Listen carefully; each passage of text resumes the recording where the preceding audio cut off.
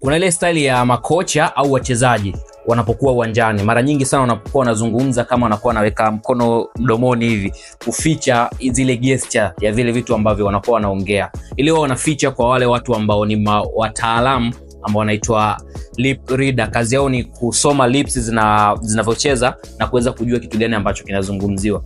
Hii ilitokana na nini? Ni mwaka 2004 kwenye ile michezo ya kirafiki ya timu za taifa, ambapo timu ya taifa ya Uhispania ilikuwa inakutana na timu ya taifa ya Uingereza, na mchezo huu ulitakiwa ufanyike pale jijini London. Sasa kabla ya huu mchezo timu zote zilikuwa katika mazoezi. Kocha wa timu ya taifa ya Hispania kipindi hicho alikuwa anaitwa Luis Aragonés, kwa amesimama katikati ya uwanja akiwa anazungumza na nyota wa timu ya taifa ya Hispania anaitwa Jose Antonio Reyes. Huyu ni mchezaji wa zamani pia wa klabu ya Arsenal. Sasa wakati wanazungumza walikuwa wanazungumza fresh tu, yani hakuwa na zile gestures za kufunika mdomo namna hii.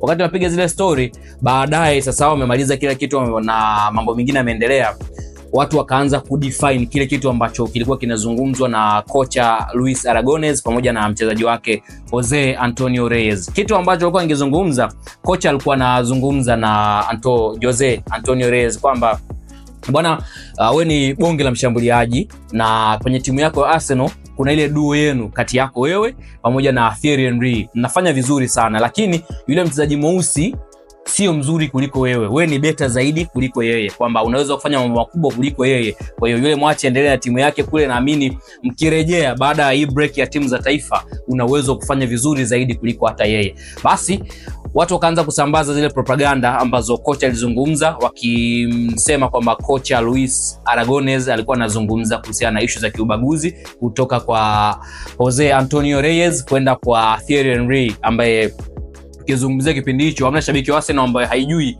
hii duo kati ya Jose Antonio Reyes pamoja na Thierry Henry.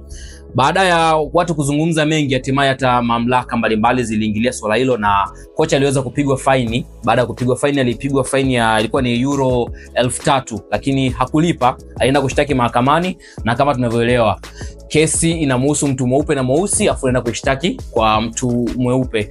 Kwa hiyo mahakama ilimwamuru kocha huyu asilipe chochote na mambo yakaendelea. Kwa hiyo kutoka hapo baadaye wachezaji pamoja na makocha wakabuni mbinu mpya ambayo ilikuwa kizungumza wanaweka mkono namna hii ili kuzuia wale watu ambao ni wataalamu wa kusoma lips, wanaitwa lip readers, ili wasiweze kujua kabisa ambacho kinazungumzwa.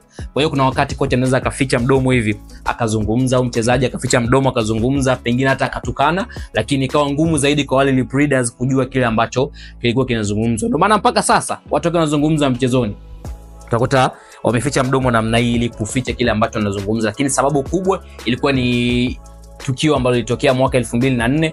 Kocha Luis Aragonés alikuwa kocha wa timu ya taifa ya Hispania, ambaye alizungumza na mchezaji Jose Antonio Reyes kwamba mchezaji mweusi ambaye Thierry Henry hana chochote, ila Jose Antonio Reyes ni beta zaidi na ni bonge la mchezaji, na kwamba baada ya zile break za timu za taifa Jose Antonio Reyes angerejea Arsenal na angeenda kufanya vizuri zaidi kuliko hata Thierry Henry.